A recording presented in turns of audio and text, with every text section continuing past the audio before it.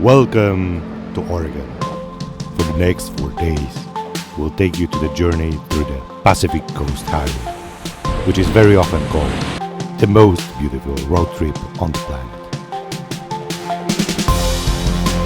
This is Astoria-Megler Bridge, nearly 3 times longer than the Golden Gate. We are crossing the Columbia River, entering Oregon. Our journey takes us along the entire Oregon coast via Pacific Coast Highway.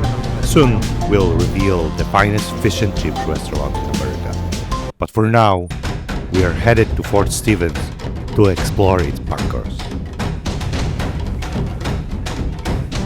Inside the bunkers, we find toilets, radio station, and bombs. Outside,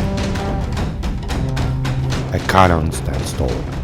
Speaking about cannons, tonight we'll witness a breathtaking sunset over the Cannon Beach. Leaving the bunkers, we stumble upon a shipwreck on the beach. However, it's not the warship struck by Fort Stevens. Rather, it's a transport ship unable to enter the Columbia River due to strong winds. Yes, the Oregon coast can be quite windy at times. Now our journey takes us 25 miles south to the highlight of day 1, Ecola State Park. This place encapsulates the essence of the Oregon coast, with towering cliffs overlooking the ocean, sandy beaches, and majestic rocks emerging from the water, all enveloped by lush rainforest. Look at that! We've parked right on the edge of the cliff. Over the next few days, we'll explore more capes along the 346-mile stretch of Highway 101. Today we decided to take a short hike to Indian Beach, where scenes from Twilight movies were filmed. As soon as we left the parking lot, we spotted a herd of deer. One of the incredible things about the Oregon coast is how accessible it is, and at the same time, allowing you to be completely surrounded by nature and stunning landscapes.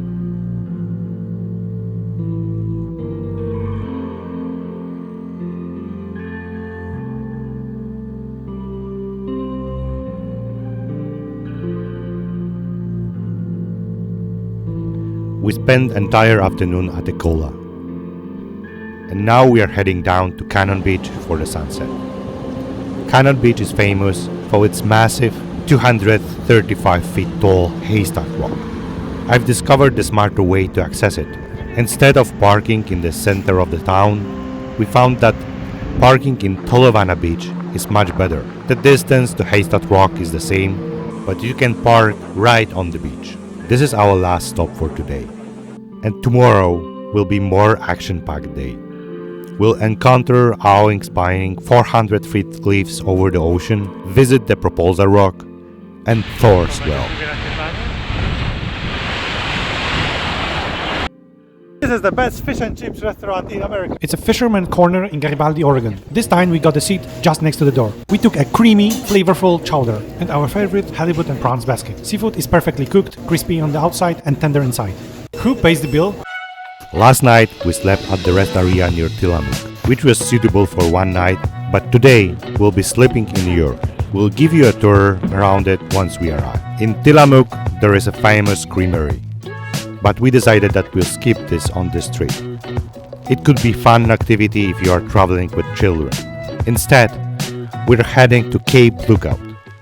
These 400 feet tall cliffs offer a hike right along the ocean, culminating in a panoramic view of the entire Pacific.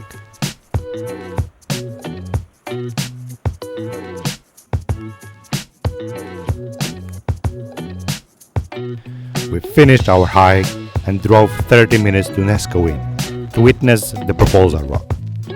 It's a magnificent rock standing on the sandy beach, surrounded by the ocean and crowned with secluded forest.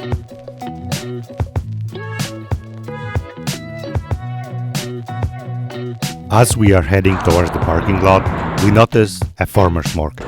I decided to check it. I found stands filled with fresh vegetables, plants, and there was also a live music. I ended up buying some local honey before we continue our journey to Lincoln City. Lincoln City is famous for kiting, but what we discovered here is the best smoked salmon on the entire coast. It's a must try. We've already witnessed a number of stunning landscapes today, but there's still much more to explore. We need to arrive to Thor's Well and Spouting Horn for the sunset when the tide is high to see them in action. Before we reach there, we make a quick stop at Boiler Bay Viewpoint.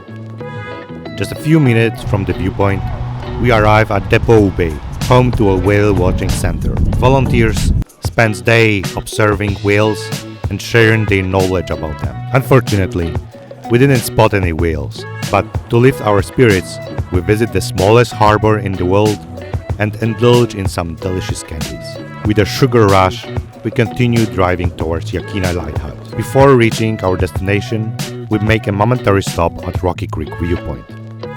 We notice that the coast is changing, with an increase of the rocky formations compared to the first day. This is Heceta Lighthouse. You might find it familiar, as this is the famous lighthouse from the movie The Ring. And over the lighthouse, we find something disturbing. Next to the lighthouse lies Cobble Beach. It's a place with black round rocks where sea lions bask and various bird species thrive. Now it's time to drive an hour south to experience the grand final of our day.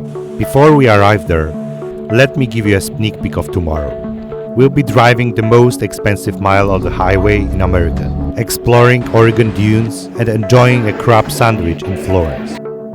We ascend the 800-feet mountain that towers over the ocean, granting us a panoramic view from the highest point of our trip, Cape Perpetua. From here, we can behold 70 miles of coastline. As the sun begins to set, we make our way down to witness Thor's Well and Spouting Horn in action.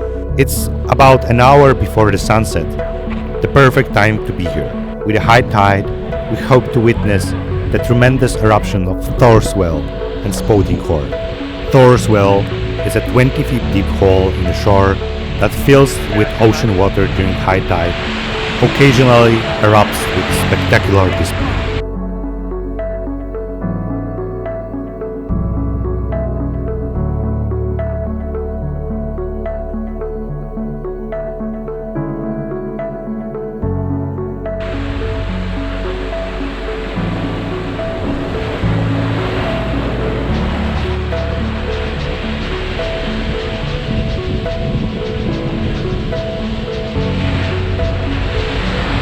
The Spouting Horn instead blow up the mist in such amazing way. The rugged coastline and powerful waves make this place truly remarkable. And that concludes day 2. Before we settle in for the night, let me give you a tour of the yurts we'll be staying in. We just need to open the doors.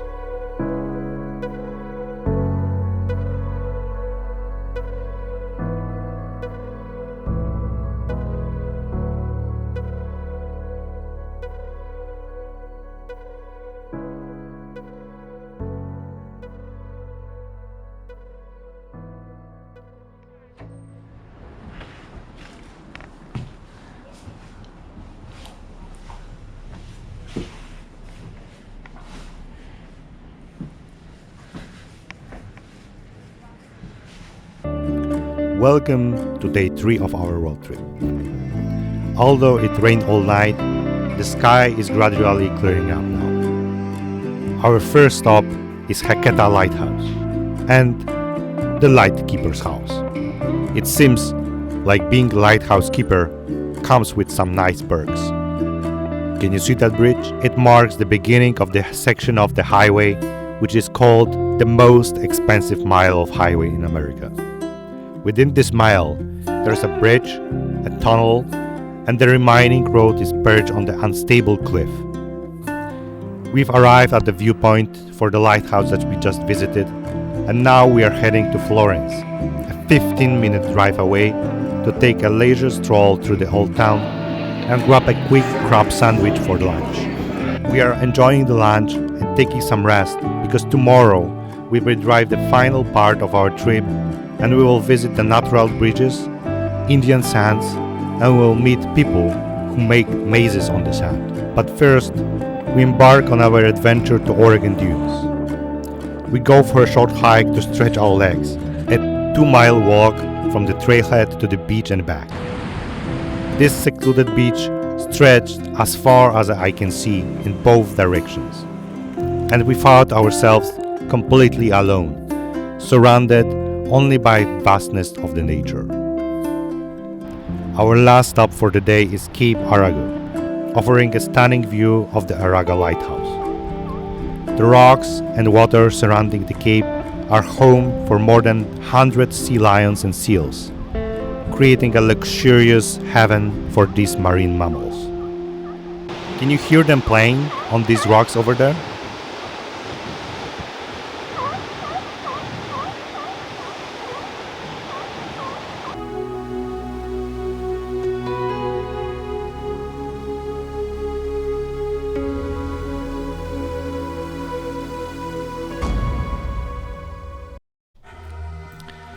This is the last day of our road trip.